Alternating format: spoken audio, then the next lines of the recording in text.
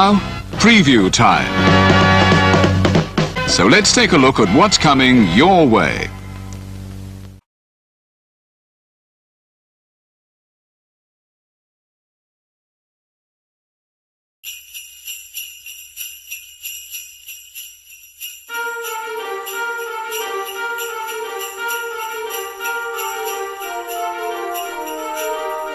Ho, ho, ho!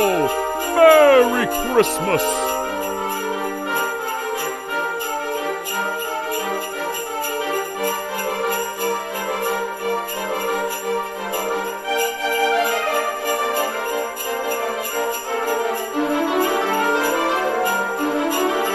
Ho, ho, ho! Merry Christmas!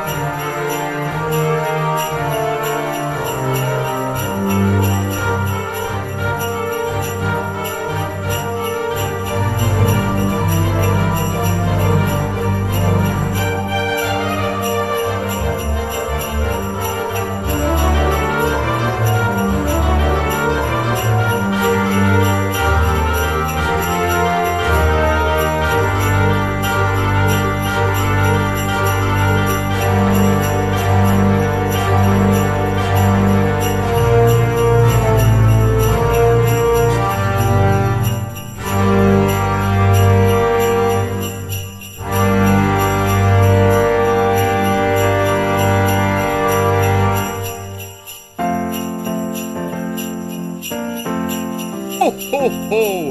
Merry Christmas!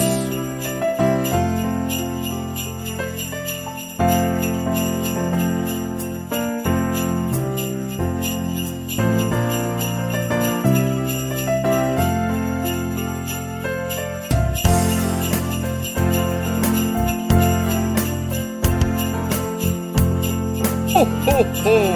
Merry Christmas!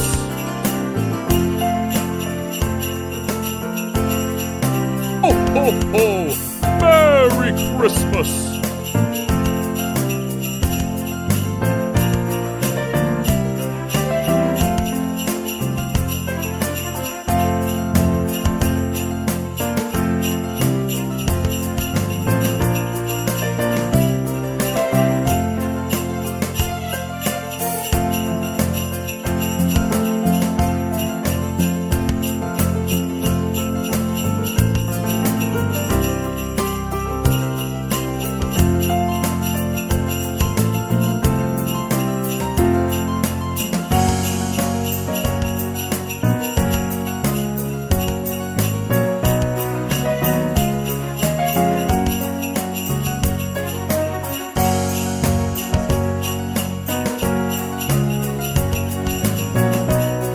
Ho, ho, ho!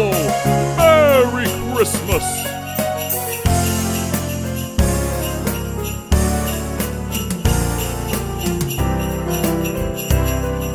Ho, ho, ho! Merry Christmas!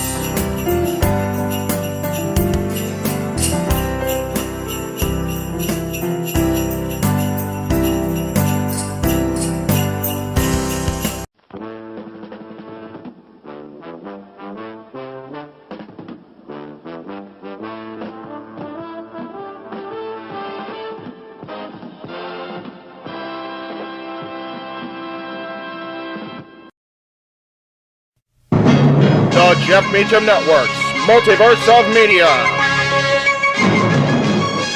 For over 15 years, the recognized symbol of excellence and the standard bearer in coverage of sports and entertainment.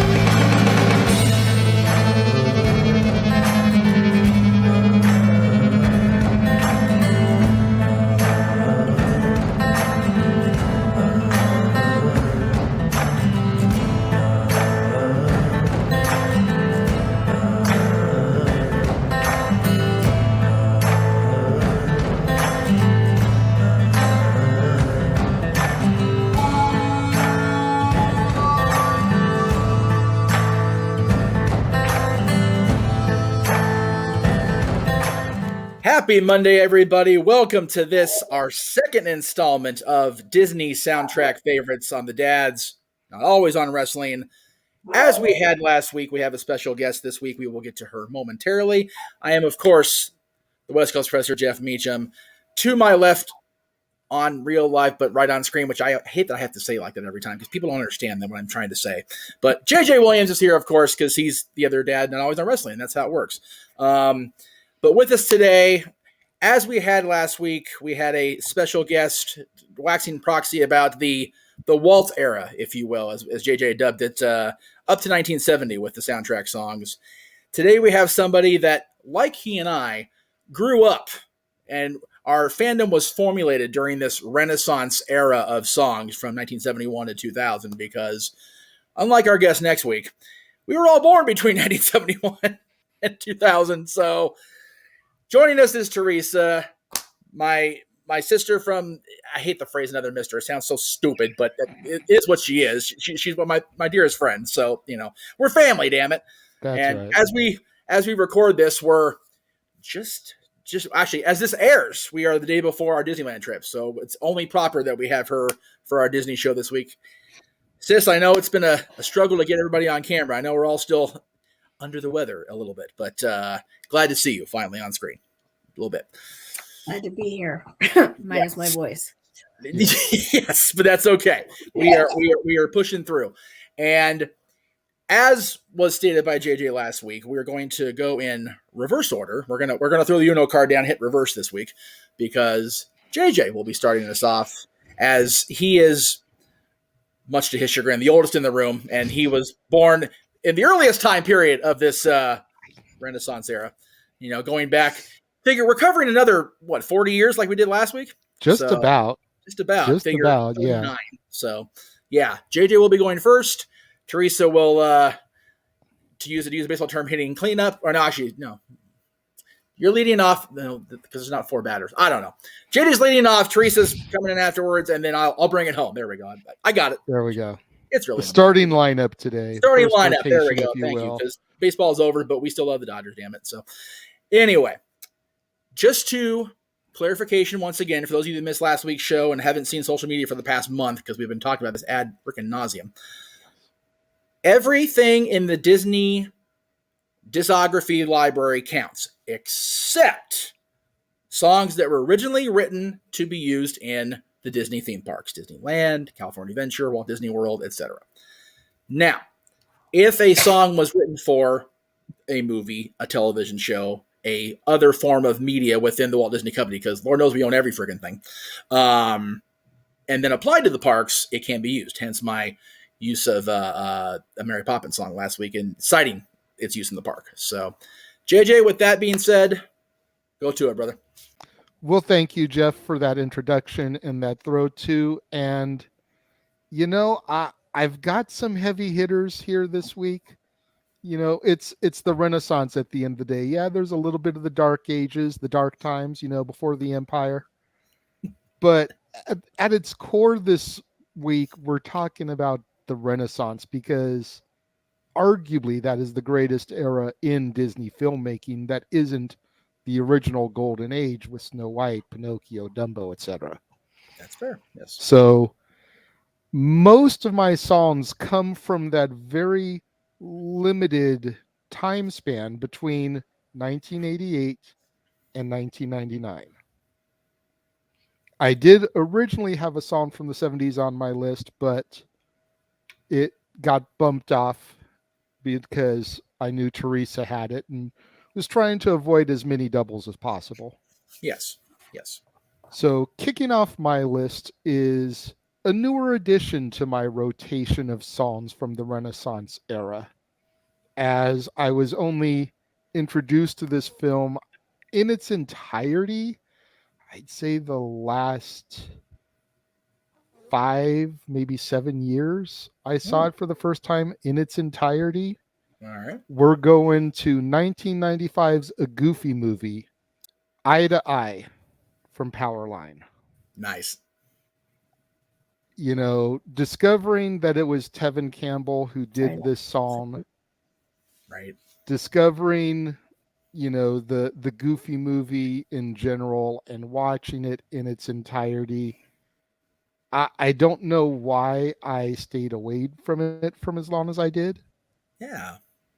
but once I was introduced to it and I started watching it, it very quickly joined my rotation because it's a damn catchy song. It just is. Yes. Yeah, I enjoyed the Goofy movie so much. I don't have a song from that movie on my list because I haven't watched it near as I actually saw. I don't think I've seen it the whole way through, to be honest with you. But I do Probably enjoy not. what I've seen, and to be honest, the sheer joy I experienced seeing Max in the park a couple weeks ago was like, whoa, he does exist. So much that I texted both of you like, look who I saw. Because after the Goofy movie and even the sequel and Goof Troop, he kind of like faded away, even as a character in the parks. Yeah. So to have you start off with a Goofy movie song is wonderful because I don't think that franchise, the Goofy movie era of stuff, doesn't get near enough love for my money. And Lord knows, man, Bill Farmer has taken that role and made it his own the last almost 40 years, and he is so good in this movie, as is everybody else in the movie. So I love you start out with this. Bravo, sir. And arguably the most tolerable Pauly Shore ever was in a movie, if we're being 100% accurate. This is 100% accurate. Are you kidding me? Jesus.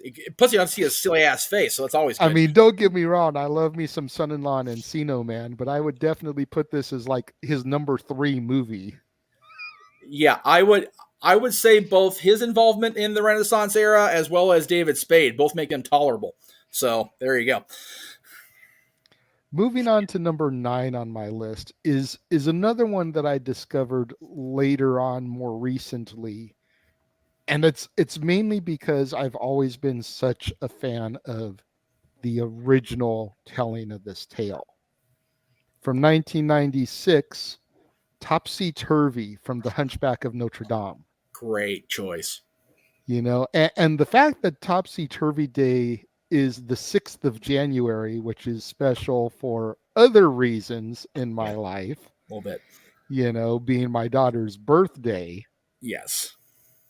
It just makes that song that much more special because it's a throwaway line when you truly think about it. Yes. But having someone so close to you that has that birthday, it's like, hey, her birthday's Topsy Turvy Day. Right. Which explains so much. Yeah. Accurate. That was the one regret about when I was able to tag along with you guys.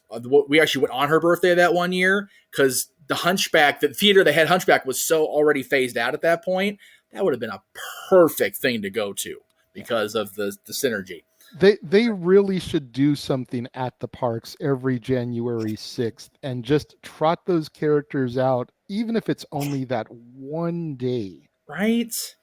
But do something special over there where they do the storytelling now and just do a big old topsy-turvy day to do. Seriously, they've repurposed that theater so many times. It's now a Tale of the Lion King or whatever it's called now, and that's great. But there's the whole big area. Hell, they're still repurposing Toontown. Carve a piece out of there for that. Just have, Topsy-Turvy Day in January. Have the long lost character days be a regular thing and just have a corner of Toontown and be like, okay, this day is for y'all. Mm-hmm. But again, what do I know? I just work there. I know, right? Okay. Oh, here we go. Number eight is going to be the first slow jam on the list. Okay. And it's an amazing song. And it comes at a pivotal point in the movie. It's the first mainstream song on my list as well, as it was released as a pop single by one Miss Christina Aguilera. Reflection from 1998's Mulan. Love it. I don't know what else to say about that one. It's just such a beautiful song. Yeah. And you hear the stories of how Christina got the song anyways, having been on the Mickey Mouse Club and sending in a tape of her singing a Whitney Houston song to try to get the song for the company. And being in the studio and not being able to hit that note that she needed, them all but ready to give up on her. And then she nailed it like in the next take, and it's like, there we go. Yeah. And her career was pretty much set after that. I mean, you think of where Christina has gone since Mulan and the Mickey Mouse Club, and Yes. had they dismissed her and not given her that one last chance to hit the note she needed to hit, who knows where she would have ended up. You know, Mickey Mouse Club, where are they now? Right. Funny that her career started with a song from Mulan, and one of her biggest hits was from Moulin Rouge. So there you go. It's kind of circle of life stuff we're talking about there. I love that. That's cool. Very cool. Number 7 on my list is just one of those gut punches. Oh, damn it, Jay. It is like as slow jamish as Reflection is, this is just that knockout blow to your senses, because it comes to us from a person who's known for depressing songs. 1999. Oh, hell. When She Loved Me from Toy Story 2. Oh, God. Oh. I stayed far away from that one. Right? So did I. You kidding me? But how I literally had this in You've Got a Friend in Me in contention on my list, and I went with this one more. Right. Just because when you really break it down, I think it's the more pivotal song. It is the best song in the Toy Story franchise, bar none, in my personal opinion. You know, You Got a Friend in Me may be the most iconic. Right. You know, it may be the When You Wish Upon a Star of the franchise, but When She Loved Me is just so pivotal in understanding why Jessie is so hesitant to open back up again. Yep. You know, the story behind it really carries through part 3 and 4 too. So yeah, I agree. It's just one of those songs, and Sarah McLachlan and her voice, like, with the exception of like Building a Mystery. Yeah. Like most everything else that she's really done that has been a huge hit is just that slow, melancholy, depressing. You think about the song Angel that plays in all those freaking pet commercials for, you know, the pound and everything. City of Angels movie. Yeah, it's like, right. Jesus. Luckily, her voice is just one of those that knows how to Mortal Kombat just rip into your chest cavity, pull out your heart, and just like, okay, you don't need this no more. No. By the grace of the YouTube gods, we were saved with a little bit of humor regarding this song, thanks to Laycool and a friendly YouTuber. But that's the topic for another show. Yeah. Which is in the archives on the Casa, by the way. You can look it up. It's the only place that video still exists, for the record. Damn right. Damn it. Anyway, damn right. We saved it for posterity. Speaking of love, number 6 on my list is the only song on my list to come from a live action Disney movie during this time frame. Ooh. And while I know that everybody in this room will remember this song in this movie, I think it's en masse a really underrated and forgotten about gem. Okay. From 1993, Bryan Adams, Rod Stewart, and Sting, All for Love, from the Three Musketeers. I agree. I almost used that one. Yeah. But I figured Jay would. You know, you got Rod Stewart, who's one of the most definitive vocalists of the 70s. Yes. You've got Sting, who was definitive from the late 70s to the early 80s with the Police. And granted, he still had a hell of a solo career after the Police, but arguably the height of his career was the late 70s, early 80s. Okay. And then you got Bryan Adams, who came along there in the mid 80s into the early 90s with songs like Summer of 69, Cuts Like a Knife, Everything I Do for You. Right. 3 definitive voices of their times in rock history coming together for this gem of a track from a movie. There's hundreds of tellings of Three Musketeers out there. There's almost as many movies of that as there are A Christmas Carol, which if you haven't seen any Christmas carols, you could check that out on the channel this week. But you figure Charlie Sheen, Kiefer Sutherland, Oliver Platt, Chris O'Donnell, Tim Curry, Rebecca De Mornay, Brian Adams, Rod Stewart, Steen. Like, is there enough star power on this freaking movie? Right? And people don't remember it. Yeah. That's the shame. Like, you think Yeah. about all that star power, Yeah. and people don't remember it. I would argue people think of Musketeers now and they think of the Heath Ledger version because Heath passed, and it's like, oh, well, you know, he was he was in that, so we got to remember that one more. Heath Ledger was in Was Infamous he ever in Musketeers? Musketeers? I think you're thinking of the A Knight's Tale. Knight's I'm thinking Tale. Knight's Tale. Okay. Yeah. Okay, well then I think of Mickey and the Musketeers, so and that's just me and my own Mickey fandom dorkiness. So don't mind me. But yeah, But I mean, like we said, there's so many tellings of it, and it's such an all-star cast, such a great song from a great movie, some amazing one-liners throughout it from Oliver Platt and Tim Curry and Rebecca De Mornay. Yeah. The whole with a snap of my fingers, you can be back on the street where I found you, and with a flick of my wrist, I can change your religion. Yeah. Like, damn. And there's also the Mickey, Donald, and Goofy one too. Mm-hmm. Right, which has some good music in it. Yeah, that's especially the turtle singing. Natalie used to love the turtle.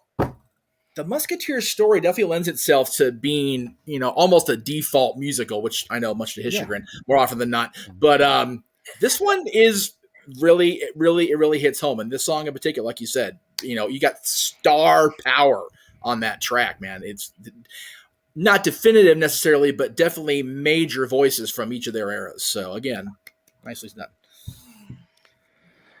Coming at number 5, and as you can tell, if you saw last week, if you're paying attention this week, I'm trying my damnedest only to pick one song for a movie. Right. And number 5, like, there's so many great song choices to choose from this movie. It's like, how do you narrow it down? Carefully. And at the end of the day, I tried to go with the songs from this movie that I didn't think either of the other people on the panel would go for. Okay. However, just simply billing it like that, I feel downplays the song. But this is also, as horribly as I do sing, and you two can attest to that, this is the song that I have the most fun singing from this movie. Because I literally do every part of it. Nice. I dream from The Lion King. Yeah, this is definitely one of the more fun songs from the movie, and to this day when they're doing this fun. Yeah, with this particular part, I'll sit here and like lean one way to sing Jonathan Taylor Thomas, or not Jonathan, because he's not singing. Let's not kid ourselves. Simba's part, and the other way to sing Nala's part, and then sit right in the middle to do Zazu's voice, just to change it up instead of sitting there karaokeing. It's fun. You're right. Absolutely right. It's a blast to sing. Yeah, Mr. Bean. I was going to say, honestly, I never got into the Mr. Bean gimmick. This is like the most tolerable I ever found Rowan Atkinson.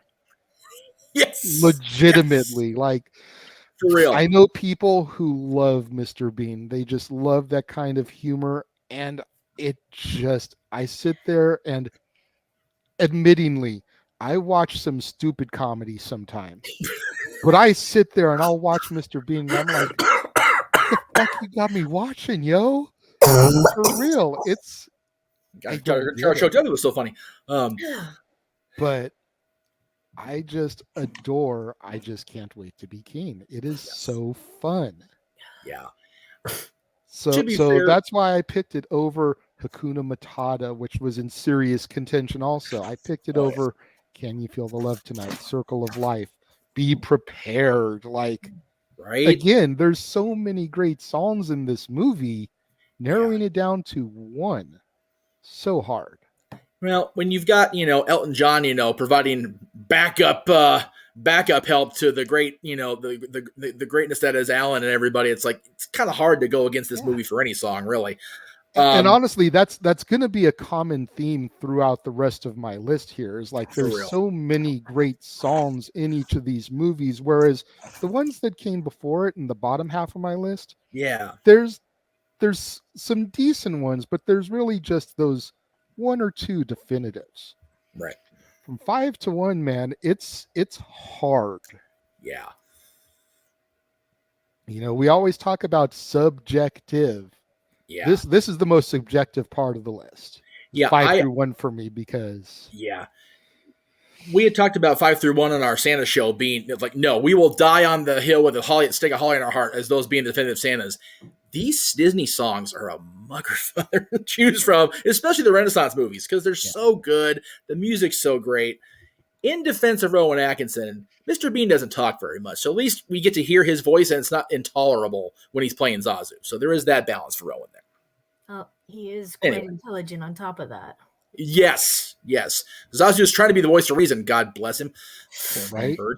Until he starts singing "It's a Small World After All." In which case, everybody wants to line up behind Scar to smack him in the beak. No! Moving right along to the film that kicked off the Renaissance. And again, officially kicked it off. And again, you want to talk about how hard it is to pick a song from this movie. But I went with Kiss the Girl. Nice. From The Little Mermaid. I dig it.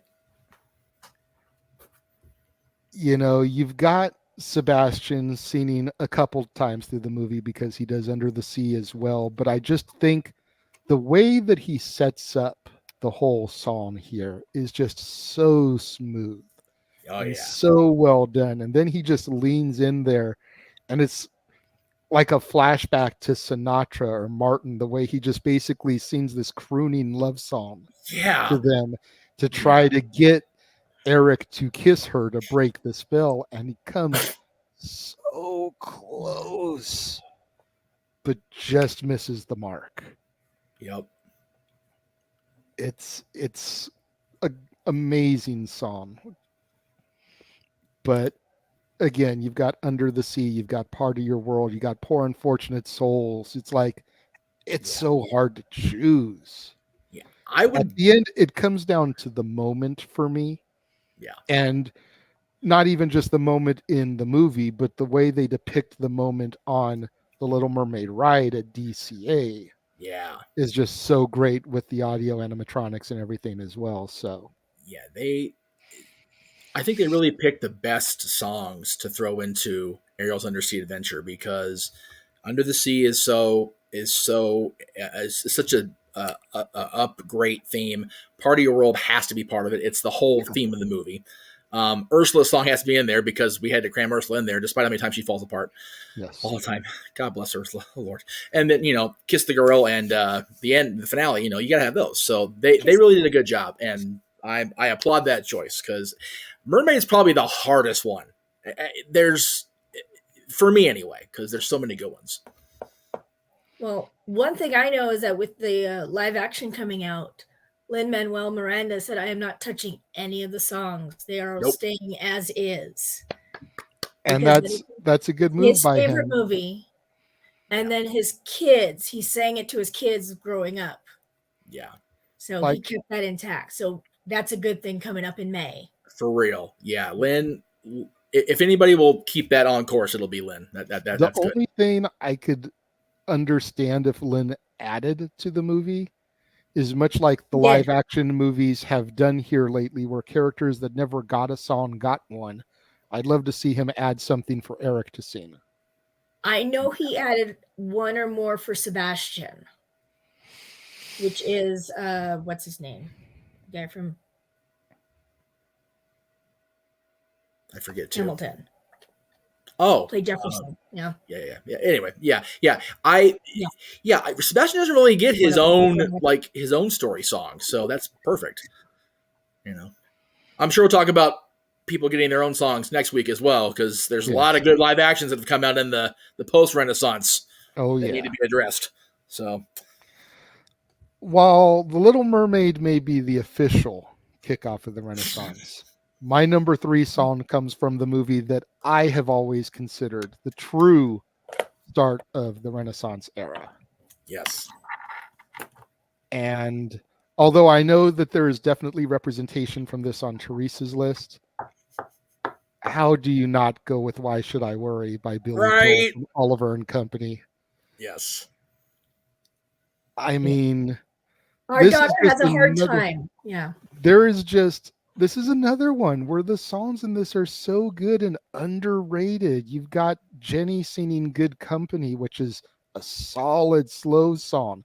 Yep. You've got Ruth Pointer from the Pointer Sisters singing Streets of Gold. You've got Huey Lewis, the man who taught us about the power of love just a few years prior on the soundtrack.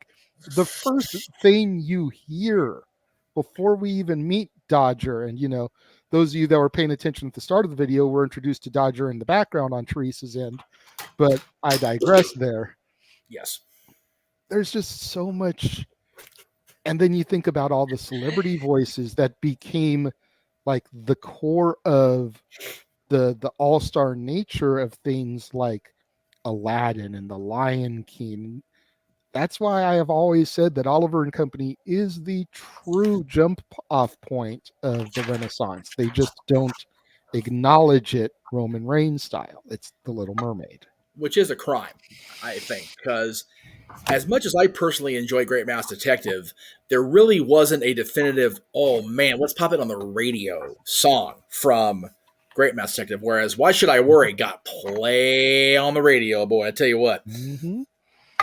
And there's another story behind that there, much like the story of Christina and Reflection. At first they didn't think Billy Joel was the right guy to voice Dodger, not necessarily to sing the song, because when you think New York at that time, you think Billy Joel. Oh yeah.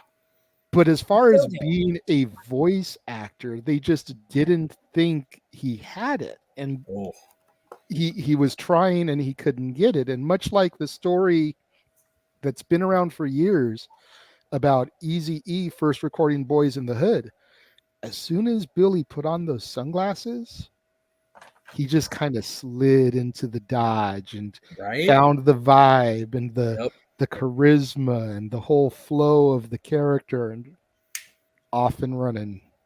Yeah. Billy Joel was so New York in that decade or more period that when Garth went to Central Park, he made sure Billy Joel was part of that show. Absolutely. Like that was just like, no, Billy Joel has to be at Central Park with me. There's just no way around that. And it was a freaking awesome pair of songs they did for the record. So anyway, absolutely. As they should. And then there were two. Oh boy.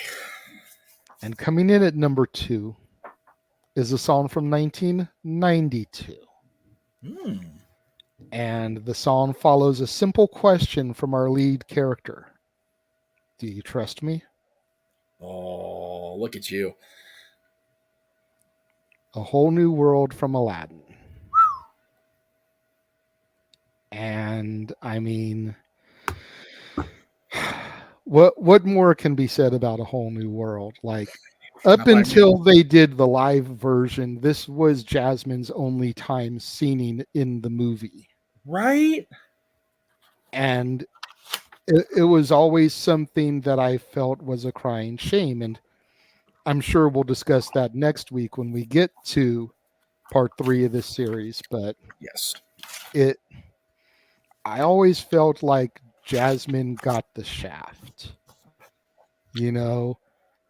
Much as Aurora gets the shaft by not getting to be marketed in her blue dress thanks to somebody. I knew that was coming out today with you two on. I knew it. But go ahead. Jasmine got the shaft as being the only princess at the time to not have her own song. The only other princess out there who doesn't have her own song, to my knowledge, is Merida from Brave. Yeah. She doesn't sing any song. No. But she's Pixar. She's from the other studio, so doesn't really count there.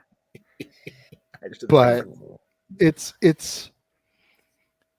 that moment in the movie. Again, it comes down to the moment. I've always adored the song. Anyways, Jasmine is my princess.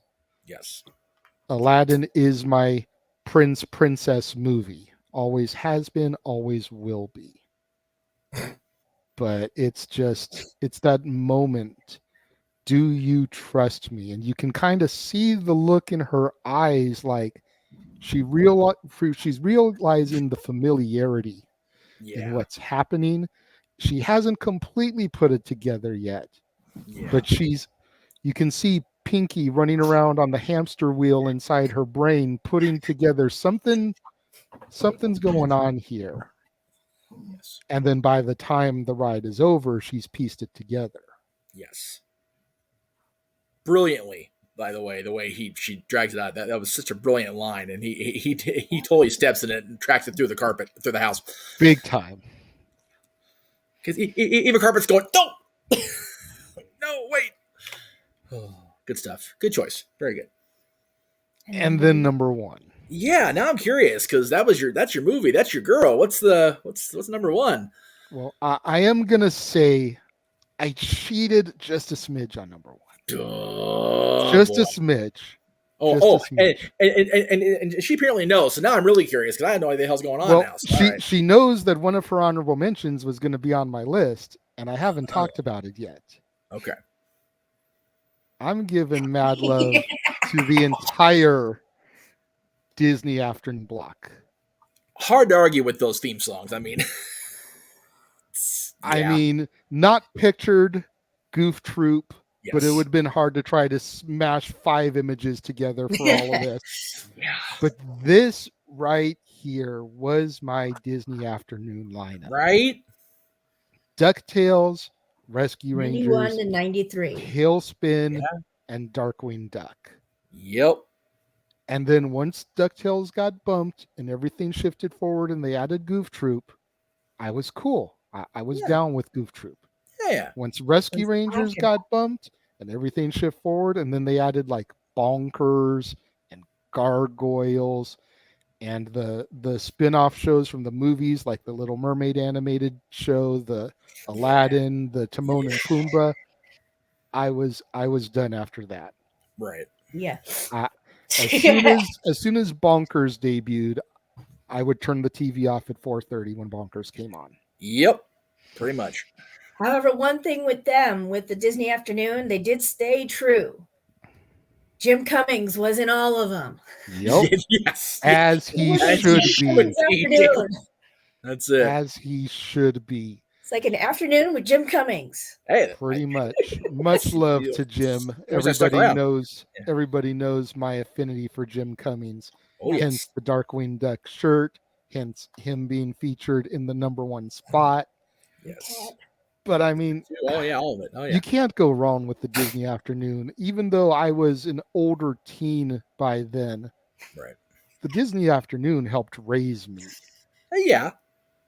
To the point where I've passed that knowledge on to other generations. Yes. I have to. I know. No, I didn't take away from you, but we're talking my list now. Yes. Jeez. I will say they definitely need to add all these to Disney Plus. That way, even though our kids are teenagers and don't give a shit anymore, they still need to be properly educated on these shows in full. The full 30-minute block. Absolutely. Especially since they just did that Rescue Ranger movie. Yes, which, having been part of the magic at that point, how were those two not in their costume during Halloween season? Still baffles my damn brain. I don't even on Halloween. I was in the park on Halloween before I went home sick. There was no Chip and Dale Rescue Ranger costumes, and I was sitting there going, Teresa was here, she'd be leveling heads right now. This is bullshit. For real. Like, terrible. They should have been in those costumes. And again, they missed it. They should have been in those costumes the entire month they were promoting that movie, and then they should have come back out at Halloween. And the only time to date that we saw Pooh and Tigger in the Super Sleuth costumes was Christmas that one year. We know they've got the Rescue Ranger costumes in the back. Use them. Yeah. Actually, they don't have the exact Rescue Ranger costumes in Disneyland, but they do have what they used over at Storytellers. Yeah. Which it's close. The shirt and Yeah. I worked there and people were like, "Oh, Rescue Rangers." I was like, Sure. Yeah. Close enough. Yeah, we'll go with that. And I know Iger heard that said at least once. So it's like, come on, It's Bob, still you're back in charge closer. here. It's still closer than calling Brer Bear in the Big Blue House. Which was the greatest thing I've heard in recent Yes. memory. It's like, oh, you poor uneducated soul instead of unfortunate soul. Oh, Lordy. What's worse is it was about Brother Bear, and everyone's like, who? Right. The whole point of that restaurant was to get a little love to Brother Bear. Everybody's going, okay. And? Miko got love, Chippendale got love, Pluto got love, Brer Fox when he showed up. Yeah. The fact that Brer Bear got recognized for Bear in the Big Blue House, considering that Brer Bear, by all accounts and privileges, does not exist. Right. I mean, shit. Like he's beyond Bruno status, which I'm sure again that'll be discussed next week as well. We but definitely don't talk about the Brers inside the parks anyway, especially now that it's officially going to be gone. Oh, Lordy. So And no, kids, we're not riding that when we go in a couple weeks. It's too damn cold. Anyway, so that wraps up my list. Bravo, sir. I dig it. Teresa, Yes. turning things over to you. I've got your list all queued up, ready to go here. You have number At your 10 will. or you have number 1? 10-1. 10-1, just like Jay's. Okay, well, I'm going to name a few things that you guys didn't mention. Starting off with my number 10. Back in the 80s, when Disney Channel started in 1983, they had a little window of TV shows. Yes. There was Many Adventures of Winnie the Pooh. There was a couple others, but the one that always stuck with me was Dumbo Circus. Oh my God. Yes. Lord. Like, granted, I was born in 83, so I don't remember this, but I remember watching it back later. Good Lordy. And here's a little side note. Jim Cummings is also in this. Of course he is. Mm-hmm.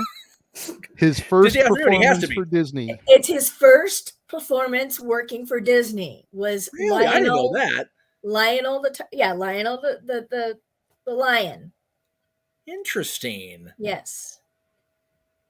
And actually, a lot of the voice actors for that show went on to do other things, but he was the one that his star just took off and he ran with it. That song just so cute. Yeah.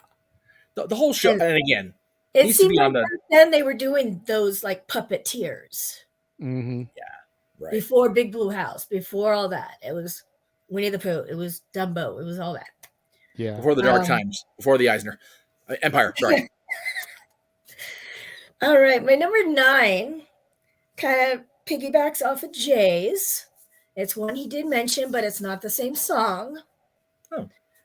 And that is from a Goofy movie, which is Nice. on the open road. Oh, right on. The cavalcade of other characters. Right. From Disney, from Looney Tunes, from various others. Yes. It is a who's who if you know who they are. Right. Yeah. It's like a game of Where's Waldo. Yeah, right.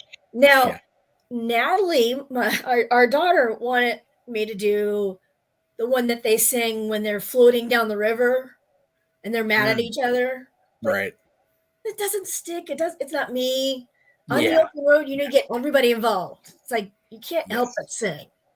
You know, it's like Willie Nelson's on the road again. You're right. There you go. And on the open road is the one image that Teresa asked me to change my original picture for, because I originally had this one. The two of them bickering back and forth. And I just want to throw out there, the reason I picked this image is because I feel like it defines Natalie riding in the car with me. Me trying to do my songs, singing things like "You're Welcome" or something, trying to get some enjoyment out of her, and her just like, "Will you knock it off, Dad?" That's more like Alana and I. Well, no, I don't want to hear that. No. Oh. But yeah, like that's why I picked that. I felt like it was so definitive of us, especially that drive when we took our trip to Vegas a few years back, pre-pandemic, really before the dark times. Right. You know, Jesus. so perfect. Great All right. choice. Great stories.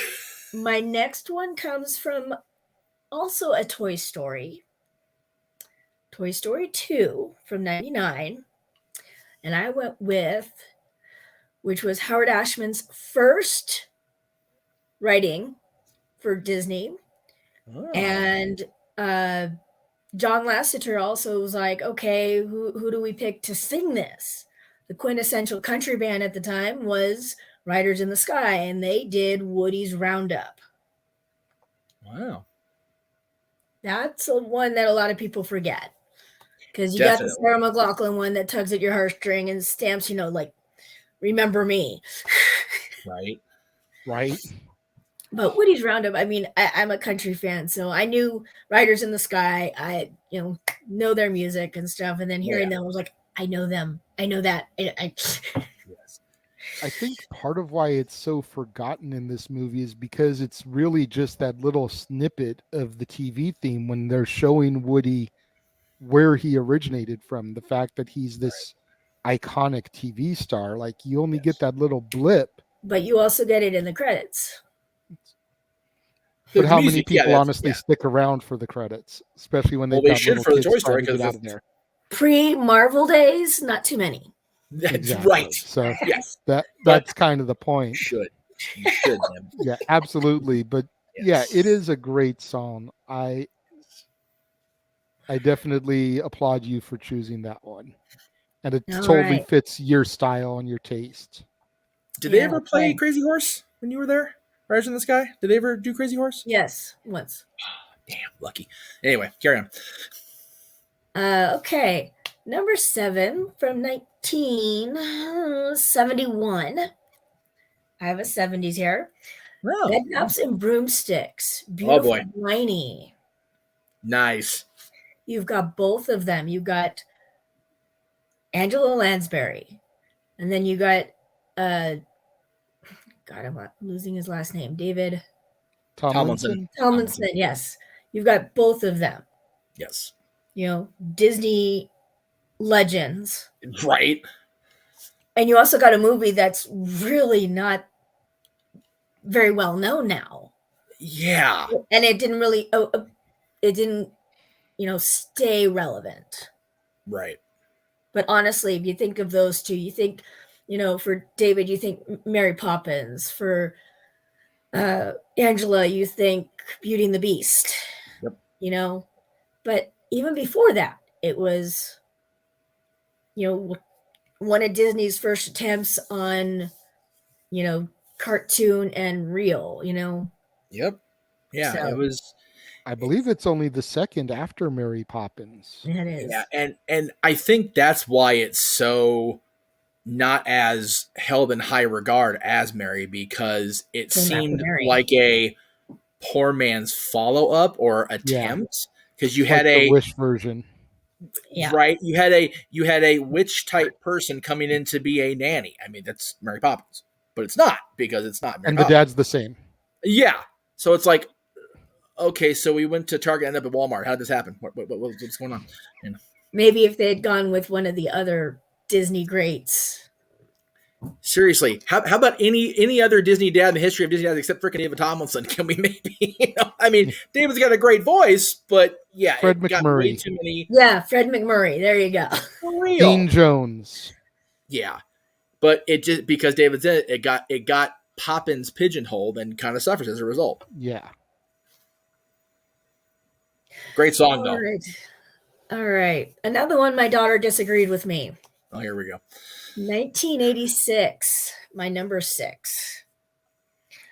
I chose Great Mouse Detectives, World's Greatest Criminal Mind. I am so glad somebody picked this movie. I love this damn movie. Oh, Jesus. Down, Jeff. Down. No, I'm not, because people don't give this movie enough love either, for the love of God. Good job. Yeah, she was expecting me to pick one of the other ones, but yeah. I love Vincent Price. He is a Disney staple, still in the park. And a lot of people forget that he was in cartoons, not just Haunted Mansion. Yes. He didn't just do Thriller. Right. However, I did catch a clip of when I was looking this up of him doing that Thriller intro thing on the old Joan Rivers show from the. I literally had that on the tip of my tongue. It's the only time he ever did it the whole way through on television in any form after the Thriller video was released. Heart. Yeah, I mean, he literally rattled off, and Joan was sitting there. Even Joan Rivers was speechless, and that's a rare thing in of his damn self. Right. So, yeah, the second Joan was just, and the audience ate that shit up, man. They were loving it. It was awesome. But yeah, Vincent Price in a Disney role as the villain. Can we just applaud that choice by Disney? Bravo. That's almost given. Yeah, he's got that sinister voice to him when he's Absolutely. on. And it was such a good choice for Radigan. Oh my god! Not to mention Radigan actually kind of looked like him. Right? I mean, Jay, throw it back up. He's kind of got that Vincent Price shape to his face and his. I mean, look at that. It's hard because profile there, but especially with the cape and everything. Yeah. Yeah. That's straight up vampire Vincent Price. He's just a big giant rat villain in this case. But okay. Now, I'm going to guess you guys won't even probably remember my number 5. A lot of people don't, but you'll remember the stars that came out of it. Okay. And from 1984 to 1994, there was a little show on the Disney Channel called Kids Incorporated.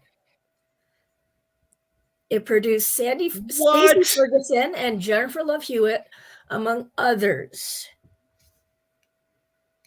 Jennifer Love Hewitt, I know the name. Yeah, but then she just went by Love Hewitt. That's true. And now Stacey Ferguson goes by Fergie. Oh, Jesus, really? Yes. Wow. That's pre-Fergalicious days. That's pre-Fergalicious days. Wow. Yeah, and Love Hewitt is probably pre-Party of 5 too. Oh yeah, way pre-Party of 5 here. Figure 85, yeah. I mean, they went through a few incarnations over the years, over those 10 years, but my favorites were when Stacey and Love, and then after that, when they kind of went more hip-hop retro, and I was like, But yeah, wow.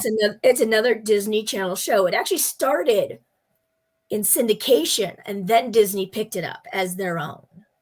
Wow. So it started, it was produced, designed.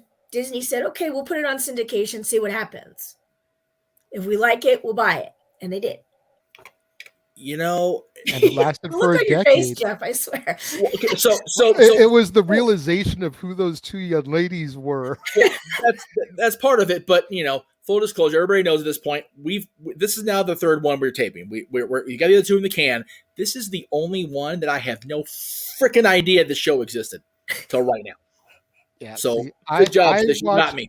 I watched some Kids Incorporated back in the day, but I preferred the Mickey Mouse Club. Right.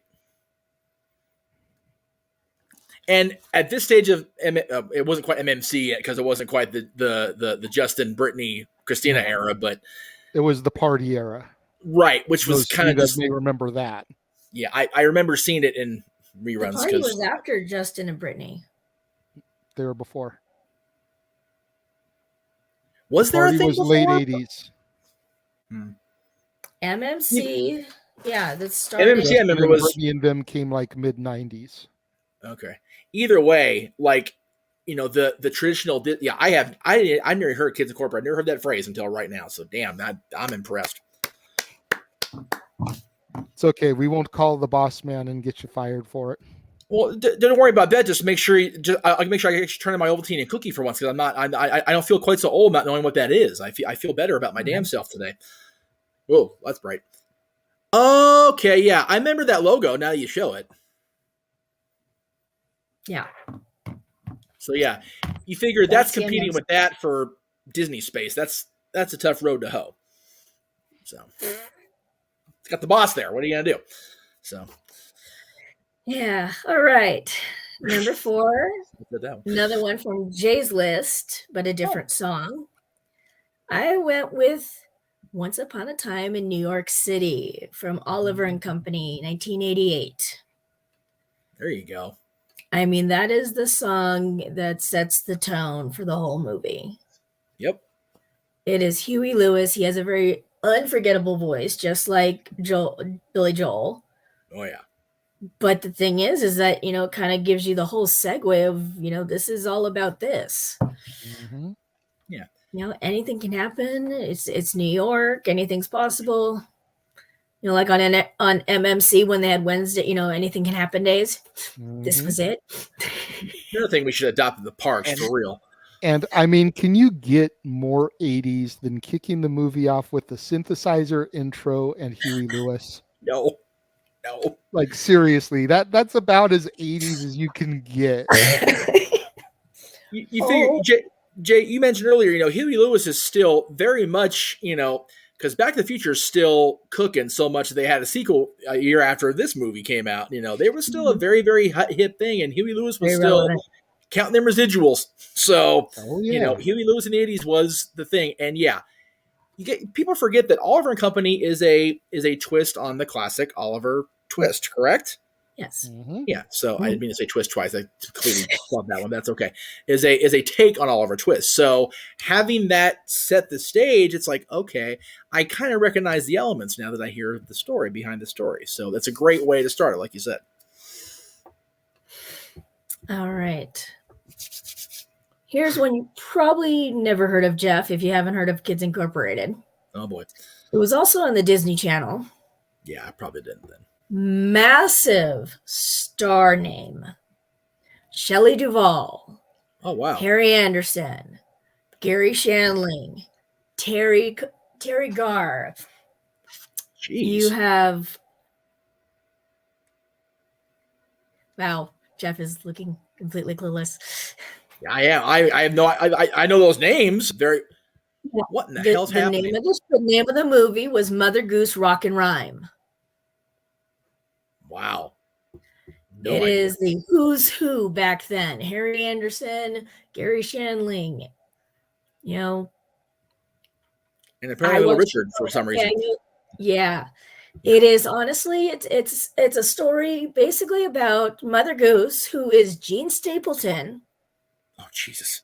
Yeah, as Mother Goose, who has had a child named Gordon Goose.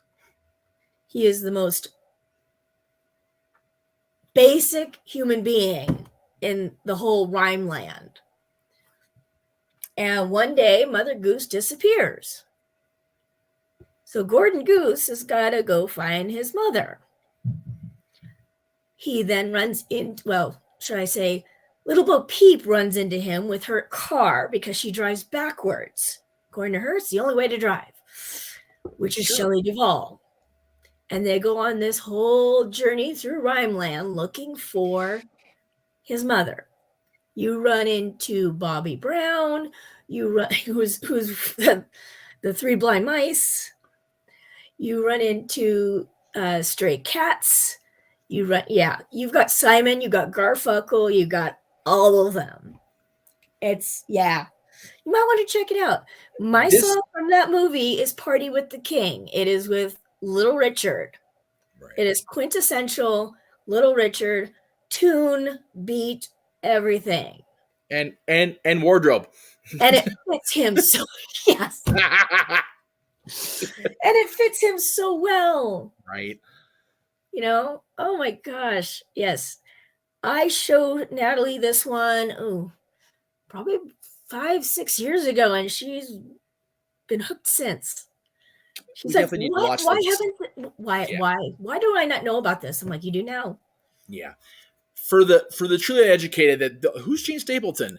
All in the Family, Edith Bunker. By the way, Vanilla plays. Whoa, look at you.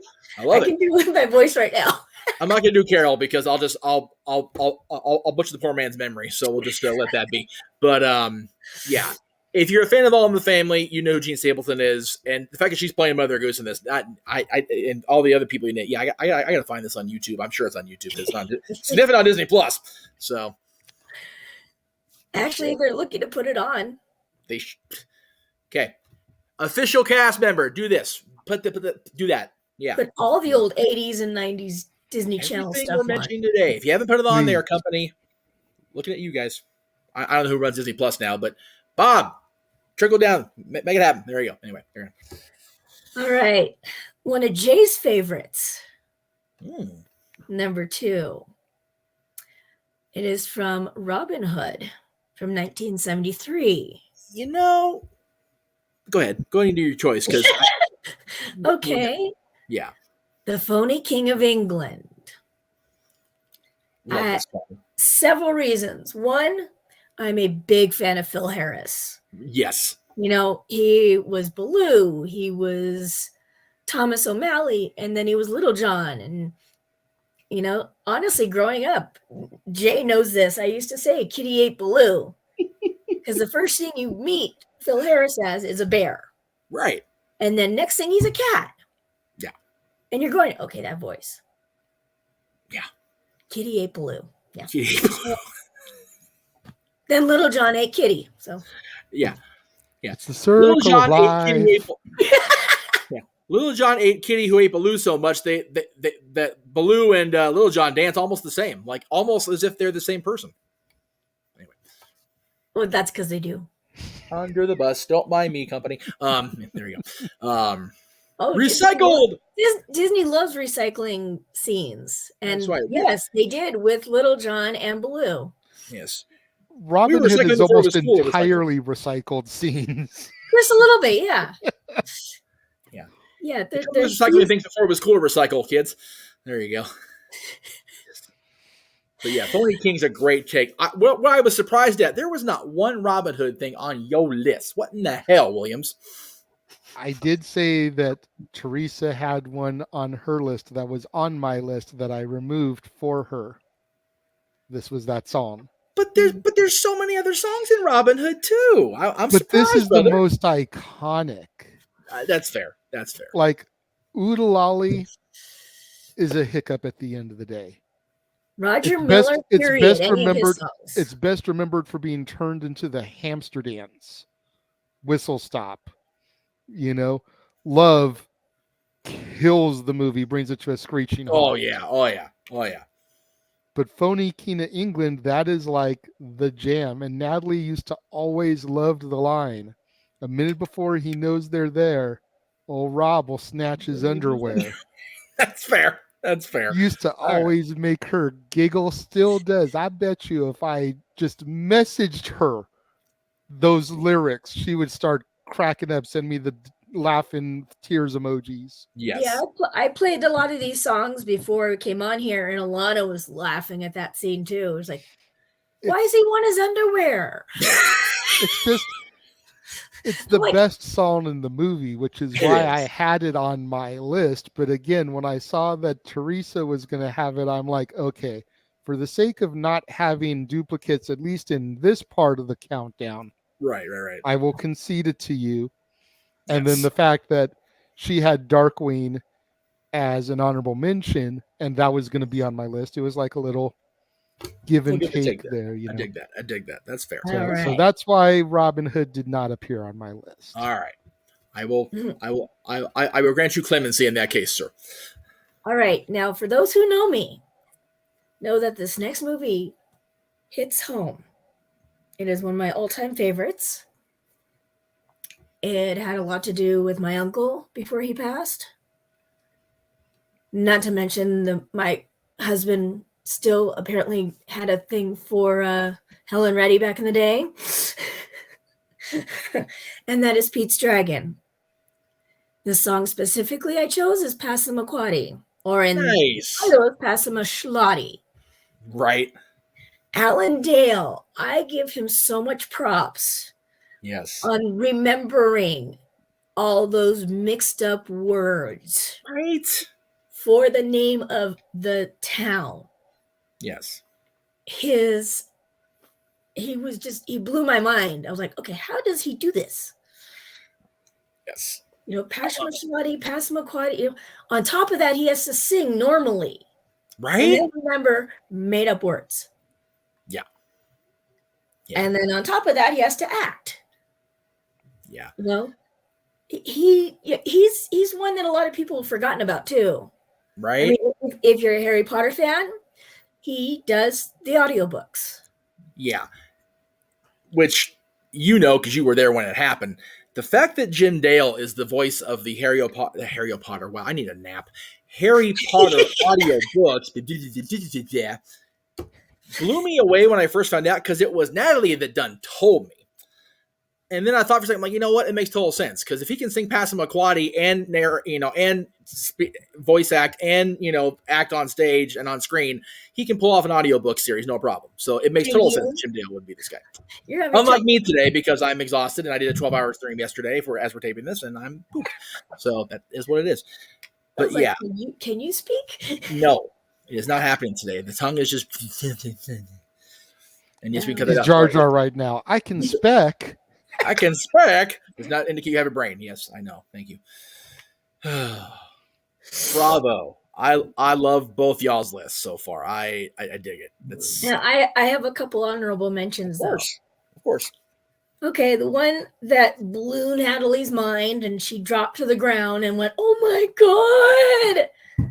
I couldn't give it on the list because, yes, it was on Disney Fun Sing Along, which is a video DVD, VHS back in the day.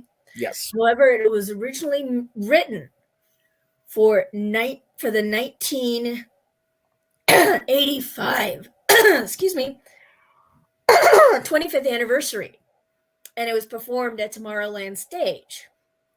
Then, when they were doing the 35th anniversary 10 years later, they did Disneyland Fun, which is all revolved around the 35th anniversary. Yes. And they put that song on there. So if it was flipped, I would have used it, hands down. Yeah. Because my daughter ran the VHS into the freaking ground with those songs. And they really need to do sing-alongs like that again. They really seriously do. the sing-alongs, their own stuff. The sing-along series really helped expose our generation to some of the more forgotten songs in the Disney library. And some that they wrote. The first time I think I ever heard Beautiful Briny was on a sing-along DVD for VHS. Same. So, but yeah, they definitely need to resurrect that. It would make a ton of money. You figure they do occasionally release sing-along versions of the movies when the movie has hit that level, like they did with Frozen and some of their other movies in later years. But yeah, there's actually a section on Disney Plus now that you can choose sing-along options for a good chunk of them now, which is great. But the song you're talking about, "Walk Right Down the Main Street USA," it is. I had forgotten it was written for the parks first because I was like, "Oh, cool, she can add this," and it's like, "Yeah, no," because it was originally you also see characters that you don't see every day, right? Especially on the home video that came out in 1990, because Roger Rabbit's all over that. He's not a character in the park no more. I can attest to that shit. And even the looks of the characters, they haven't evolved too much away, but you can definitely tell they're from the 90s. Like, you can definitely tell they're the 90s Mickey and Minnie, the Fab Five, Chip and Dale. They look different. So. The thing that always blows my mind watching that DVD, which I do still have on my shelves, yes, is the song that Pooh does on the DVD where he's going around doing Rumbly in My Tumbly, and you see the popcorn vendor selling a thing of popcorn for like $1.35, and it's like, right, Jesus Christ, okay, like I feel it in my back now. Let me go get my cane. Right. $1.35 for popcorn. Now that same size popcorn is like $5 minimum. Or the Donald hat that you see throughout the video. Yeah, churros $5 now, and that's the bare bones basic churro at the freaking cart there in Town Square. You're lucky if you get. Oh my God. Okay. Yeah, that video and that sign they had at the exhibit in the Valley with the ticket prices always make my spine curve and my hair turn not gray but white. What's left of it anyway. There we go. So we've heard from me. We've heard from Teresa. Well, Jeff, I think you said mentions. Do you still have more honorable mentions? I got 2. I'm sorry. Okay, yes. Go ahead. My apologies. No worries. I've got one that was two of them, both not for the park. Okay, cool. Yeah. If I can get my phone to work, it'd be really nice. Hey, They were records. oh, geez, look at this. Mickey's Disco. I remember that. Wow. Yeah, Mickey's Disco had Watch Out for Goofy, Macho Duck. You know, but it was definitely 70s, very Oh, 70s-esque. right. And Absolutely. it was the voices throughout the songs. Right. They weren't singing them, but they were kind of in between. Yes. My other honorable mention, Russie Taylor's. Yes. First time. Goodness. First it was a short movie. It was the first time Minnie had starred. Was the starring mouse. Yeah. Back in 87, I believe. And then this came out shortly after. And yes, I had this version with the tape and everything. Nice. So that's old school there. I dig that. That's great. But that also had Hey Mickey, but they did their own version of it, not the Tony Basil. Yeah. Right. But they also had Girl Talk, had a bunch of other, it was all girl stuff. It was like one of the last times I remember Disney actually focusing on the females. Yes. Because they do a lot of focus on the males. Yes. Yeah. Mickey, Donald, Goofy, Pluto, Pete. I mean, when we were watching Mickey's Clubhouse with Natalie, how often did the girls say more than just a few words?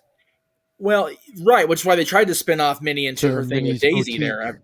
Yeah, boutique after a while, but it just, by that point, the Clubhouse itself was kind of like on its last legs, so boutique just never really hit home, unfortunately.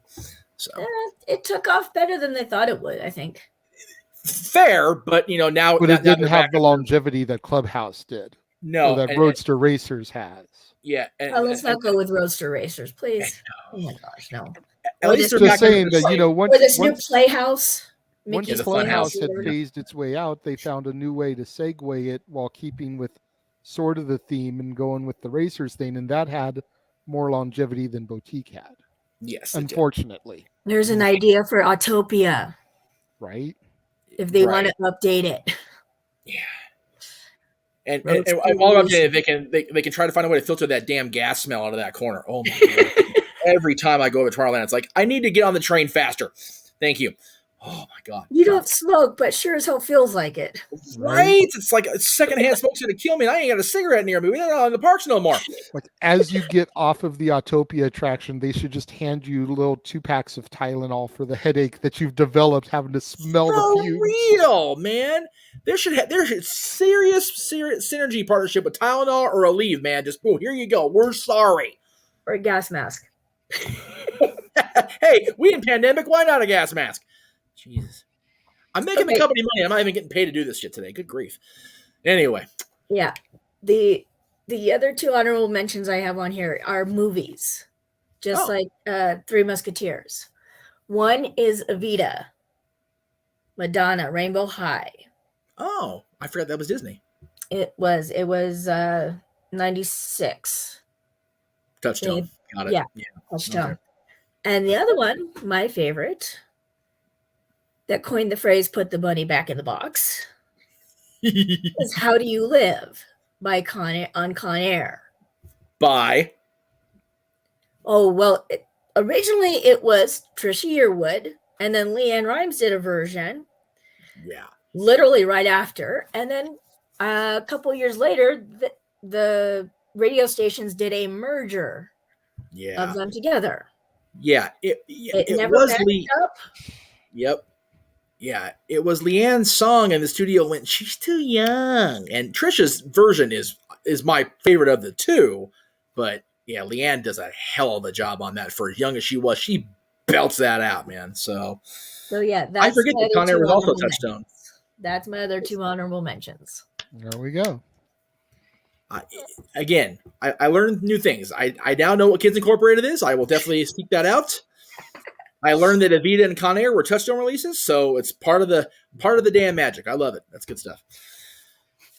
All right, Jeff. You got a tough act to follow here. Bring us home. It's kind of like we had last night when we recorded the stream, did the live stream. Oofa. All right. I will say that we have matching movies between the three of us, but no matching songs, thankfully. Wow. That's awesome. We have a complete list of 30 for the first time since, well, we definitely had similarities last week, but we ended up breaking them up where they weren't similar. But yeah, this is the first time where I haven't had a song match either one of you going into and having to edit properly. So that's awesome. Number 10, I think, is better in the live action version they did later, but that's would be on the Natalie show we're going to do next week. So I can't count that. Having said that, the original version in the animated form is still cute as hell. So I went with it from Beauty and the Beast, Gaston. Now, you see live action version, of course. Josh Gad's as Gaston. As LeFou with Luke Evans as Gaston. Both of them sing it together is just tremendous. But yeah, the original very much keeps it in. It's still lighthearted, but there's not a whole lot of admiration from Gaston to LeFou the way it is between Luke and Josh later. Gaston clearly looks down on LeFou. LeFou is a bumbling idiot throughout the entire animated movie, unlike his moment in the live action movie later. But it's still a great song because it very much, this is one of the better villain songs. And for the official record, I'm going to surprise everybody right off the bat. This is the only villain song on my list. Even Be Prepared did not make my list. I was surprised at my damn self. I'm not going to lie. Yeah.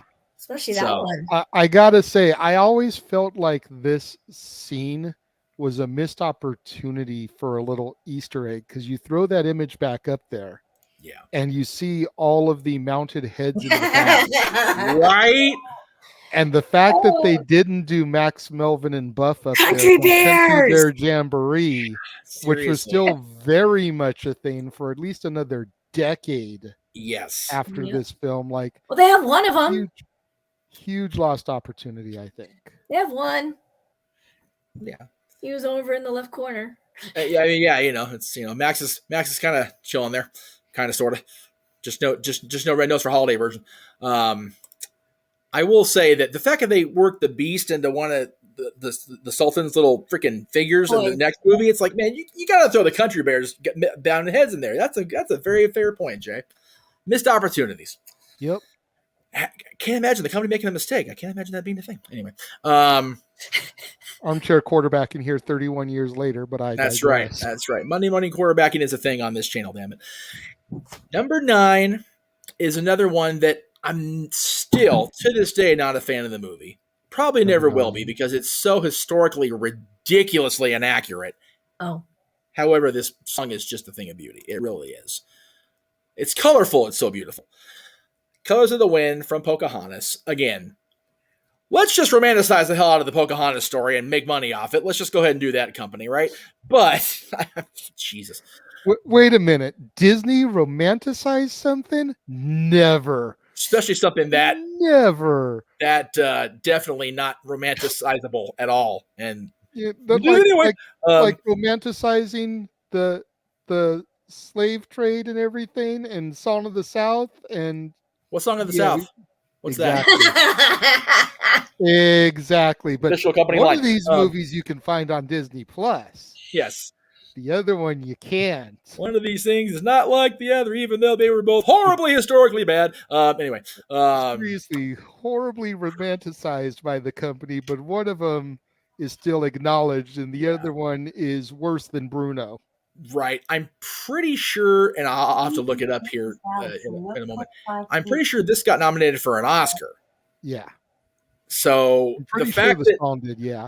Yeah, the song. Yeah, definitely not the movie, because the movie, like the Academy would have been, no, we're not going to give you that much because this is bullshit. But the song, once Beauty and the Beast got the nomination for Best Picture and all the songs nominated for song, because the whole soundtrack's freaking awesome on that movie, that's when the Renaissance music really kicked into high gear. It's like, all right, we're throwing things out there. These are all great. And Colors of the Wind, as the movie is, I'm not gonna harp on it too much more, but this song really sets the tone and really educates John Smith about like, okay, no, this is you don't understand what's happening here. Yeah. Does it really? Well, it should. That's the whole point of the song and the movie, But Mel Gibson's as stubborn as he ever was. So let's be real. There's that. If you don't know that Mel Gibson's John Smith, you're clearly not watching the right show. We'll see you in a couple weeks. Just throwing that out there. Number 8 is also from one of JJ's favorites, Robin Hood, and it's the one that you dismiss as a throwaway, but I'll go ahead and throw it up there anyway because I like it. I think it's wonderful. Oodalali. 1973, of course, Robin Hood.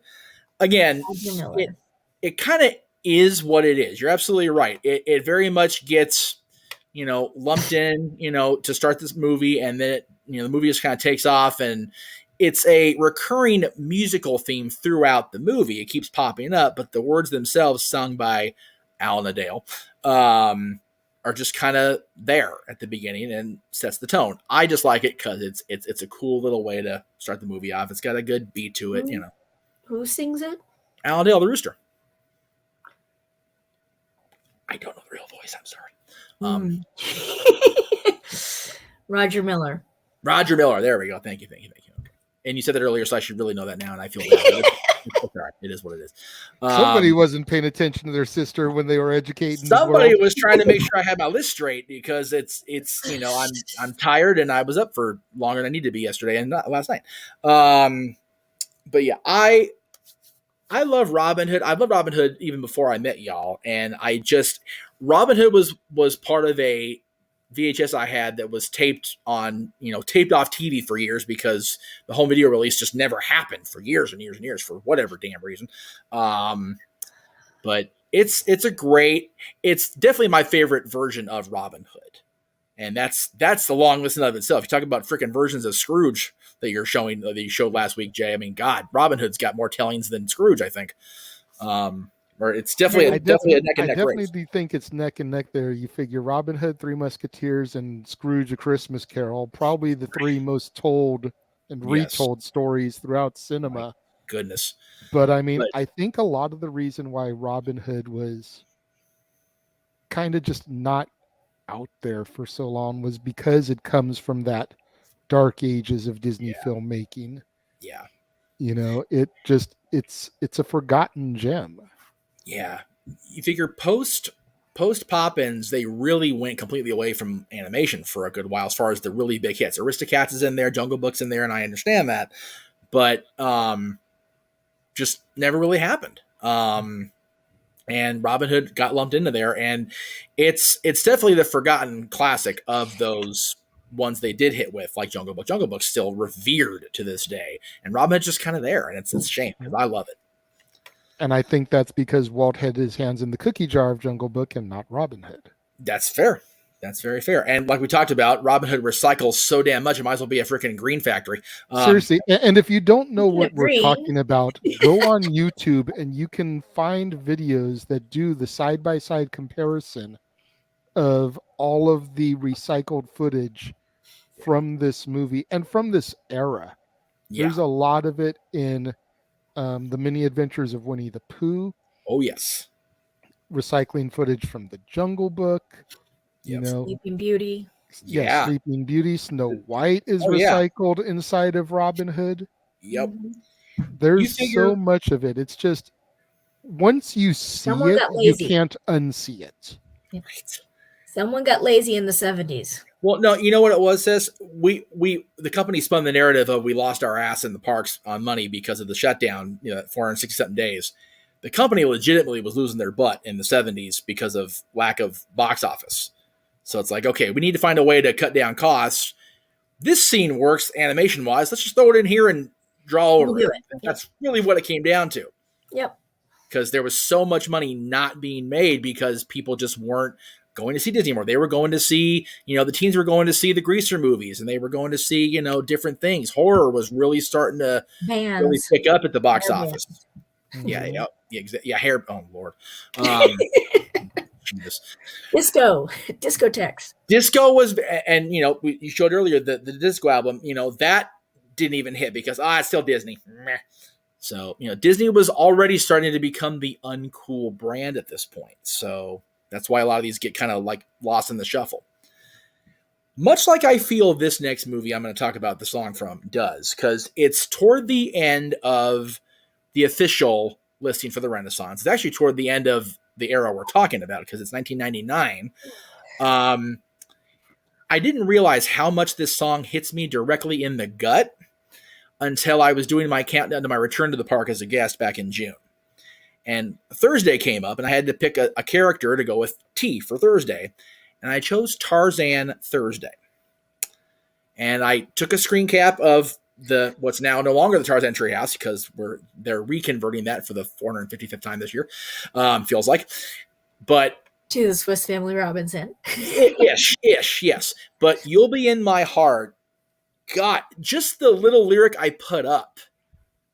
Like, every time I went back to my countdown, I bawl like a blibbering idiot because being a parent now, this song directly gets you square in the parent feels. It's rough because, Tarzan gets abandoned. If you believe the theory, of Disney lore, it was by which movie they tie this in with? Frozen. Thank you. But yeah, Tarzan gets abandoned and he's adopted by the family of gorillas, and this is his family. It very much is Tarzan's family, and the fact that they'll be You'll Be in My Heart, and God, Phil Collins. Let me just not even gloss over his contribution because it's him. He's the one singing it. Just a beautiful. I get crying nothing about it. Phil Collins did a lot of contributions at that point. He did. It's honestly one of the only two on my list that is really a one because it's very, very powerful. Yeah, I would dare say, and you may look at me crazy for making this comparison, but I feel like You'll Be in My Heart is like our generation's Baby Mine at the end of the day. Oh, I agree. No, I agree with that. When you think about the parental to child sentiment displayed within the movie, and the way the song just kind of connects with all of us now in the feels. Yep. Yeah. And you're right. Phil Collins did not have to do that to us. You're bad, Phil. You're bad. That's right. Yeah. Baby Mine always hit me hard, but man, once I became a parent, forget it. The song too. This song was I always liked this song. Now it just wrecks my ass. Damn you, Phil Collins. The next one, I swear I hear every week anyway, even though it was not the intention by JJ when he picked the theme for open mic night. But I swear I hear it in the background because the music sounds just like Roger playing the piano, Cruella de Vil from 101 Dalmatians. Yeah. Like, seriously, the open mic night theme is dan dan dan dan dan dan dan dan, and I'm like, that's Cruella de Vil, and he insists it's not, but it's like it is. I know it is. Okay, so this isn't a villain song in and of itself because it's not the villain empowering the song herself. This is singing about the villain, but man, tells a story because Cruella is the devil, man. She is an evil bitch. Really, and it's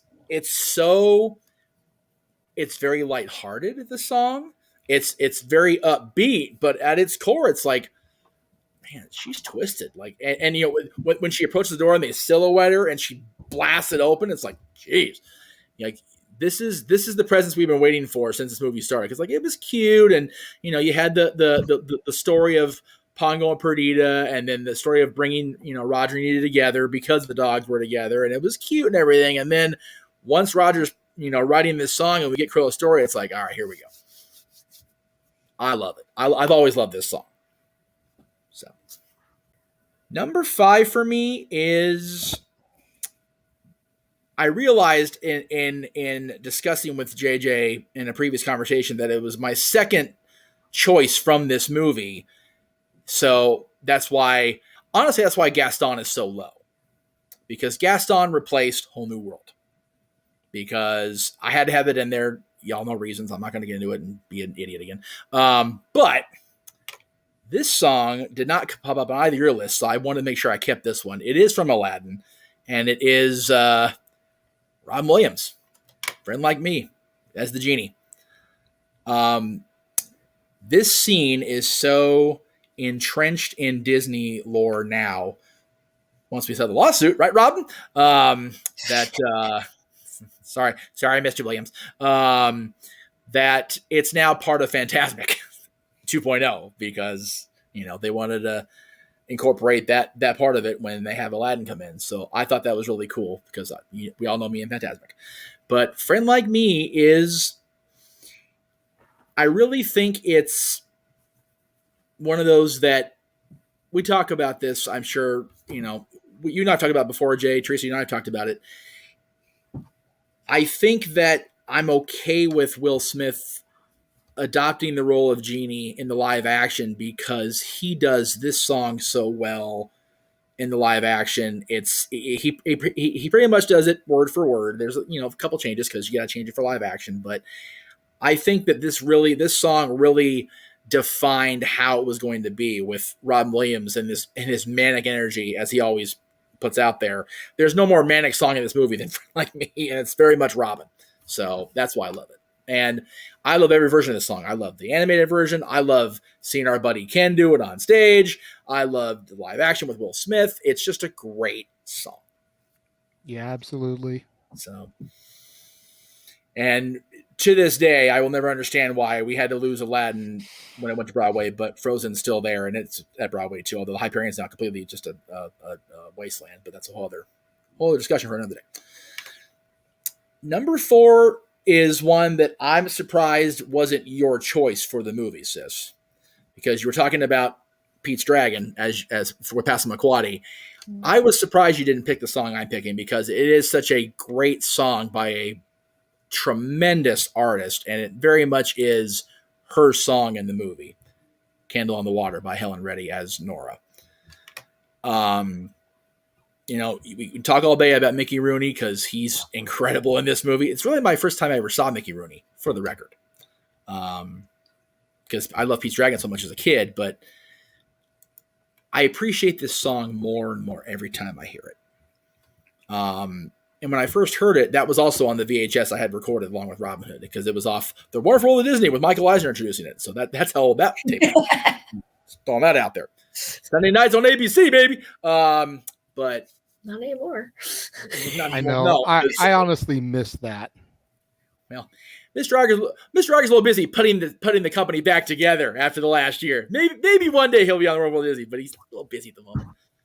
I mean, as a kid, that's how you knew the weekend was over. The Wonderful World of Disney came on the air. You started with Saturday morning cartoons. No. You start with TGI Friday. Yes. And with Wonderful World of Disney. I can talk. Disney, that's right. Snoop Dogg's hosting this week. Disney, bitches, that's right. Anyway. Come on, I had to go there. That was right there. Thank you. But yes. And what's funny is I didn't pick that song, even though I had it as an instrumental for my wedding. Yeah. So. But I went with something that takes a lot of talent and shows his talent. Yeah, Jim totally owns that song. I definitely give him credit. Jim is underrated. Jim and Red Buttons, along the ride. Oh my God, those two are ridiculous. Anyway, Candle on the Water.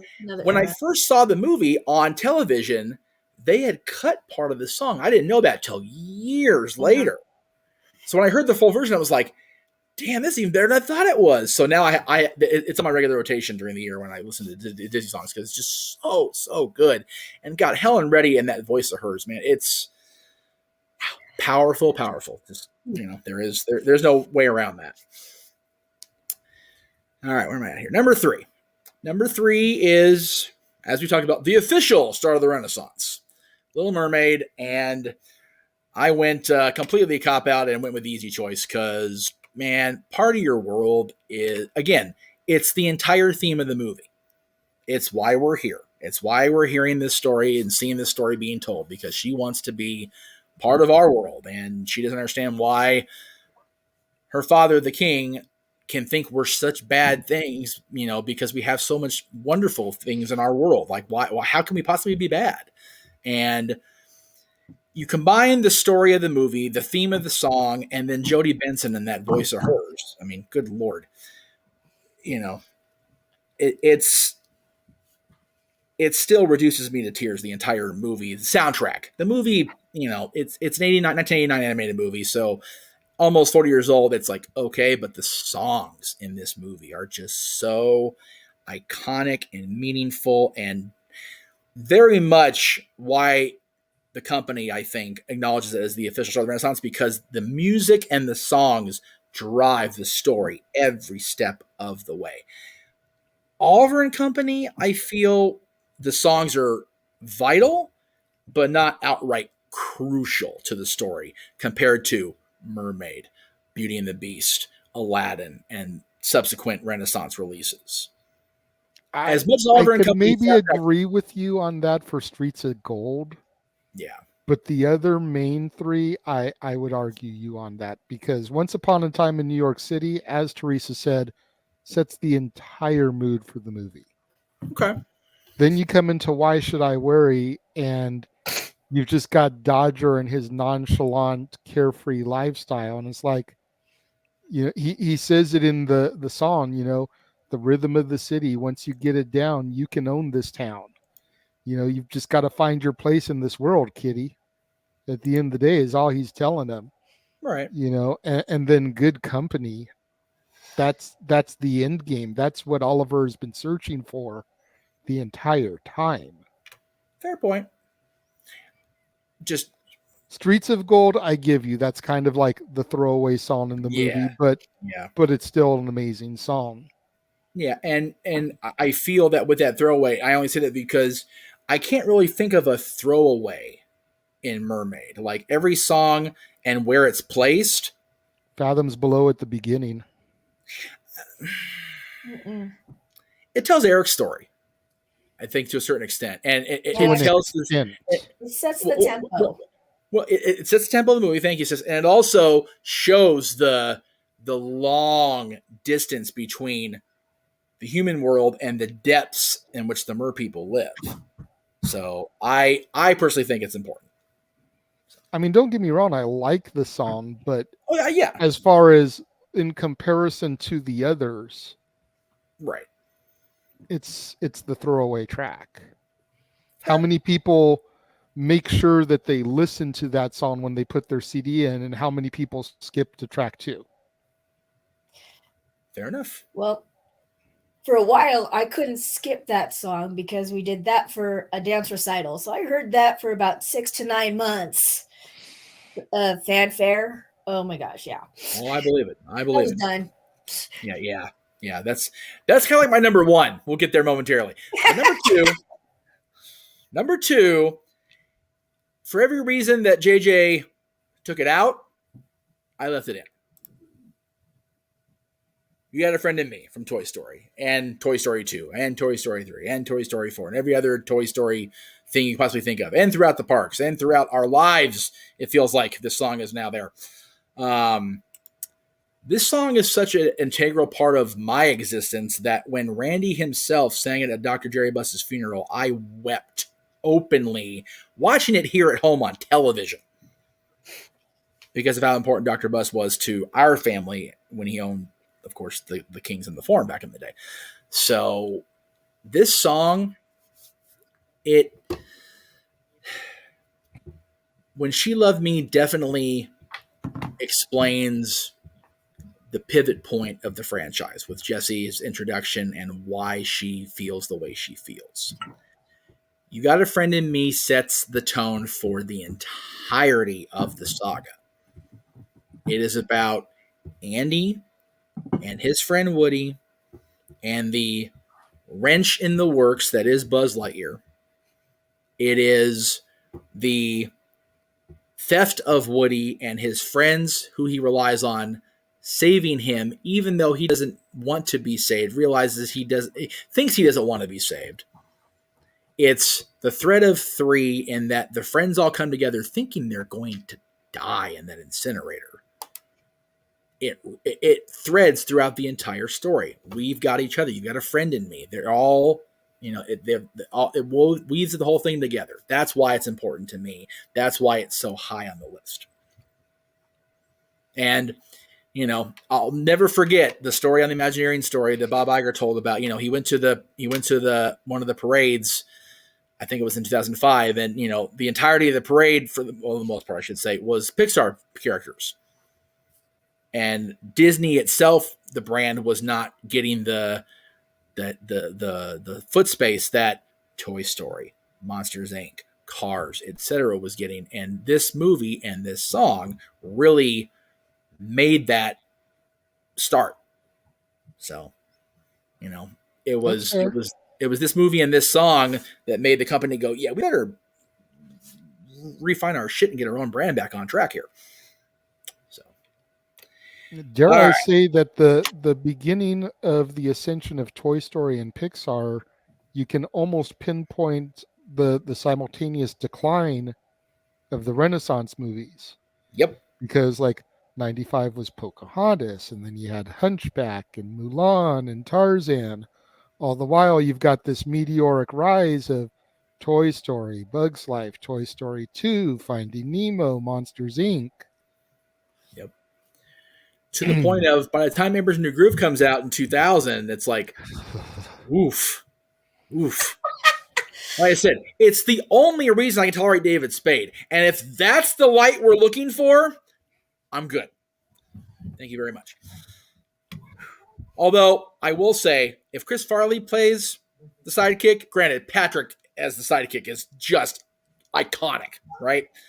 But if Chris Farley and Spade are together in it, might be a little bit more tolerant of the movie. Because Chris Farley helped David Spade be tolerable. Accurate. A lot. Accurate. All right. Number one, like I said, number one for me kind of is what it is. I've told the story 100 million times, and it makes me feel like the baby in the room when I say what I'm about to say, so I'm going to go ahead and just throw it out there. The summer after this summer movie came out, the song itself was used for my promotion, not graduation. That's how young I was, from 6th grade. Okay. But to this day, I hear the opening fanfare, and I immediately revert to a freaking 12-year-old, and I sing along because I'm an idiot. But there you go. There it is. Now, there are many different versions of the fanfare I hear in the course of my life nowadays. There's the official one that's sung properly, that Elton John, helped write, and, Elton John, of course, singing the actual lyrics, but, and then there's a version my dad sings where he just throws out some random gibberish you can't understand or whatever, and because he sees Lion King on TV and just, yeah, Dad, you got that. Good job. Translator. What's on the menu for dinner, Mama? Right, shit like that. That is very much Frank. Thank you, appreciate that. But yeah, you want to go line. Yeah, the hell. That's also shades of Chuck Taylor. Very much so. Yes. But now it's to the point where it's such a part of our lives in that promoting class. I'm not going to say graduating because it's silly. The promoting class of 1995 at Mitchell Elementary School, that when we had my friend's birthday in 2020, when we couldn't go to Disney parks, it was decided that her and I would do this song as performance art. And I decided, okay, I'm going to ruin this for everybody once and for all.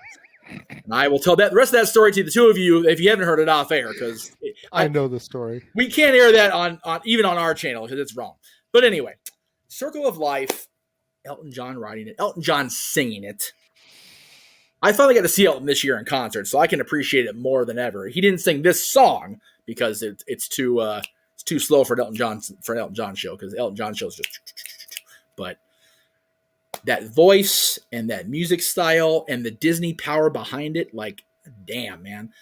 And when you and I have talked about this, Jade, I think Teresa, you and I even agreed on this. Lion King was the pinnacle, the apex of the Renaissance. Like, once you hit that, we talk about Toy Story and Pixar being the start of the decline. Pocahontas came out the year after this, and it was like, yeah, it's good, and Colors of the Wind's great, but exactly, wasn't Lion King also the last hand drawn? I believe it was. Well, I think the remaining Renaissance movies were at least in part still hand drawn, but it was definitely Lion King. No, yeah, after Lion King. Lion King was definitely the last one that was fully hand drawn. Yeah, it's not fully hand drawn. Oh. There's a couple scenes where you can see the CGI, but it's right. So yeah, I definitely see this as, you know, even the company said a couple times that was definitely the pinnacle, the apex of the Renaissance. So how can I pick a song? How can I pick the title song from the apex of the Renaissance in a Renaissance show? Yeah. I mean, that's a fair point. I mean, for as much crap as we give it, I would say that Fantasia was one of the original crowning moments as far as like the silly symphonies-esque combining music with telling the stories in the cartoons. Right. Then Mary Poppins is the pinnacle as far as live action. Yes. As far as complete animation, you're hard pressed to find something better than The Lion King.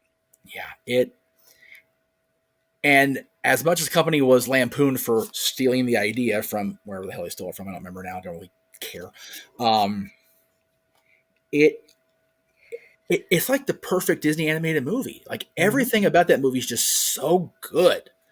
And again, you can't go wrong with the music stylings that they already had in the company in the first place. And then, let's bring Elton in on this. Yeah. And he kind of started the pop combination. And it's like, here, have all the Oscars. Here you go. Oscars, Grammys, take it all, kids. Just have fun. At least as far as the mainstream goes, because you figure you had Peebo Bryson and Celine Dion for Beauty and the Beast. You had Peebo Bryson and Regina Bell for A Whole New World. Yep.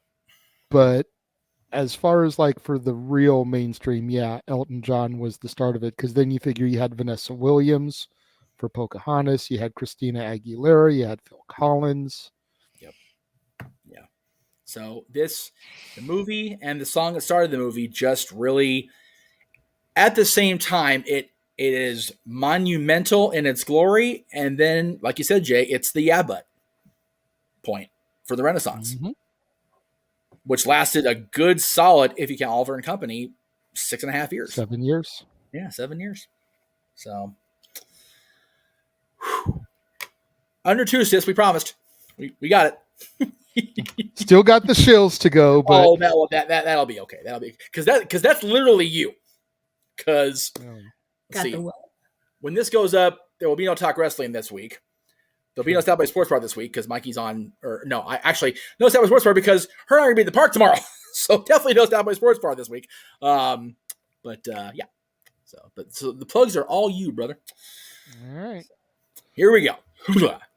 So, if you haven't seen yet, go back on demand on the Casa D18 Studios channel, where you can check out my reviews of all the Rankin Bass classics. Rudolph the Red-Nosed Reindeer, Santa Claus is Coming to Town, 'Twas the Night Before Christmas. That was all one day. Yes. You had the Frosty the Snowman trilogy. You got a double feature of Grinchy goodness. You got Lindsay Lohan, Falling for Christmas, the Netflix original film. That was my new release Saturday for that week. You've got a whole week of Christmas movies that star or feature wrestlers with people like Mike the Miz Mizanin, Hulk Hogan. You've got Mick Foley, Bill Goldberg, Santino Marella, Paul the Giant White, Saraya Paige Bevis, Maurice Mizanin, and even former creative writer Freddie Prinze Jr. all on deck there for that week. Yes, and then this week. Yes, this week is a doozy. These are a lot of like the more Christmassy chestnuts, if you will. Oh, yeah. You've got a family classic favorite, The Christmas Gift, starring John Denver. You've got the Santa Claus 1 through 3, plus, of course, the Santa Clauses every Thursday. You've got Home Alone 2. You've got It's a Wonderful Life for Christmas Eve, and the original Miracle on 34th Street for Christmas Day. Love it.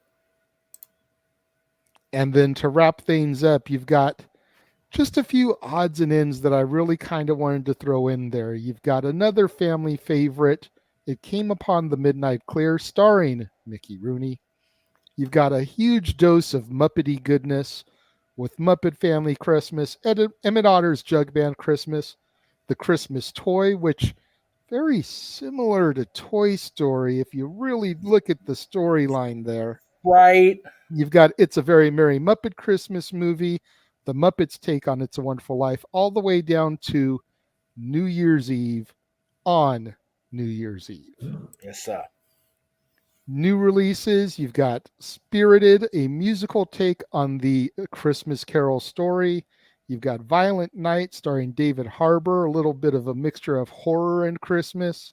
So good. A lot better than Santa's Sleigh. I will admit that, as much as I do enjoy Santa's Sleigh. And then wrapping up the year with the Guardians of the Galaxy Holiday Special. Now, I did say there will be no Staff Boy Sports Bar this or next week. However, we will be back in 2023, all the way through the NFL playoffs and even the XFL season, maybe even the Stanley Cup Finals. We'll see how far Mikey wants to go with the show this year, but we will be back in 2023. And then the Eve of Christmas Eve special, the show that Noah Foster himself, our resident simple man, is dreading the most. Oh my goodness. Because on Friday, December 23rd, 8 p.m. Pacific, 11 Eastern, for 2 hours only, damn it, we are setting an alarm. That's right.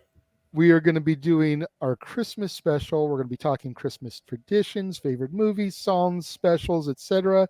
We will have the Wheel of Carols, where for a $5 super chat, you will spin the wheel, and the entire crew of us will sing a cappella whatever Christmas chestnut pops up on the wheel.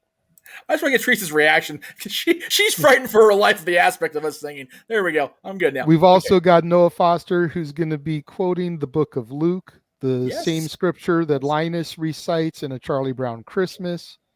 Yes. We may have a little story time with the Renegade or story time with Jeff Meacham, little 'Twas the Night Before Christmas action going on. Can I do it in a John Malkovich accent like Saturday Night Live? Can I do that? If you want to, you go for it, dude. Cool.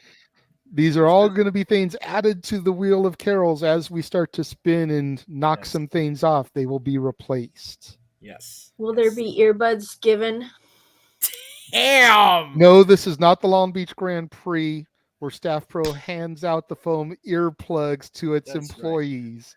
Right. No. You guys are evil. That's the Christmas colon people stalking. Holy crap. Santa Claus, we are the gift that keeps on giving hell. There you go. And then it disappeared. It was up there for a second. But then the Coast to Coast New Year's countdown on New Year's Eve. We are going to be covering every time zone from Eastern to Pacific. With no singing. No singing. No singing. Maybe Auld Lang Syne for the East Coast and the West Coast. I'd that's about it. Yeah. How many But people know the words to that whole song? Yeah, depends how much of the bubbly, Chris Jericho's bubbly, actually go through that time. Because last year when I went through the bottle of the bubbly, I was live on the air at your house, and that was ugly. Yeah, we don't need Jeff turning into the Jeff Meacham that was live at Bob's Big Boy at SummerSlam 2010. Hey, at least I remember New Year's last year, okay? And I was tipsy turvy on that. Wow, in that room, as a matter of fact. And there you go. In traditional Meacham fashion, he did botch one graphic not included. My entire Salute to Scrooge was not up there. I did. Oh, shit. It's all good. We'll add it here in post-production. But that was also last week. So check out the Salute to Scrooge, where I did The Man Who Invented Christmas, and then 7 different tellings of the A Christmas Carol story. Sir Seymour Hicks, Reginald Owen, Alistair Sim, Ebenezer Scrooge McDuck, Michael Caine, Patrick Stewart, George C. Scott, all covered over the course of the week. And as I'm sure was documented on those shows, it is all Mickey and Scrooge McDuck's fault that we can't get through any of the live action ones. Especially the Sir Seymour Hicks version. For real. God, that was a long-ass dry movie. Yeah. I was talking about that on open mic night after the marathon stream we had. That movie is so long and so dry. I threw that up there cooking a dinner for the family, and I'm going, damn, Seymour, let's move this shit along already. which is hilarious because I think in retrospect it's actually the second shortest, only being behind Mickey, but it's so old. It's set at such a slow pace. Yeah. It takes so long to get moving. Whereas just 3 years later, Reginald Owen and company were like, and they just took There it you and go. ran it. There we go. There it is. My apologies, but there it is. Yeah. And, what's funny when you look back at history of all these, Reginald Owen, if you're a Disney person, he is Admiral Boom, man. For Damn real. right. There's that. So, yeah. So it's, and, Patrick Stewart, of course, if he's not, dying 100 times as Professor Xavier, he's Captain Jean-Luc Picard, who also died. So there is that. So and turned Borg. What's that? And turned Borg. And turned Borg. Yeah, and that was 20, 30 years ago he did that. Jesus, poor bastard. Don't forget the Sir. He earned it. Yes. We talked about that open mic night last week. Yes. It's he earned that. We only didn't refer to him as Sir in reference to the movie because at that point he had not been promoted to Sir as of yet. He is only still billed as Patrick Stewart, even though now he is Sir Patrick. Yes. As I mentioned, he and Ian McKellen both long earned that one. So, and then of course there's next week's show, Jay. Yes. The final installment of the Disney Greatest Soundtrack Songs show from 2001, the beginning of the new millennium, all the way up till now. The last movie that qualified is Strange World, which just came out, I want to say about a month ago. Right. And the special guest for that one will be my daughter, Teresa's daughter, Natalie. I'm getting there. Let me do my thing. I didn't say anything. I did not say anything. Yes. Guilty conscience But much? Natalie will be on the show to discuss that one because much like this is our era, that is her era. Oh, yeah. Being born in 09. Excuse me. I was going to say, being born in 09, she's had all of these films in her life, and the TV shows, and even having to be reminded of stuff that qualified for her era. Yes. Playhouse Disney and Disney Junior stuff that she had completely forgot even qualified because she's so focused on the Disney Channel original movies and the other movies that came out that she forgot about things like Mickey Mouse Clubhouse, Sophia the First, Handy Manny, Chuggington, Imagination Movers. Yes, Right. Oso, Elena of Avalor. She forgot about all these things that qualify that were part of her childhood. Yeah. She had to be reminded that these things are things that she could pull from. She literally had to go back and revise her list after being reminded of stuff. More than once. Yes, she did. And I will say this, full disclosure, when Jay first pitched this idea to me of doing this series, it was originally with the kids in mind.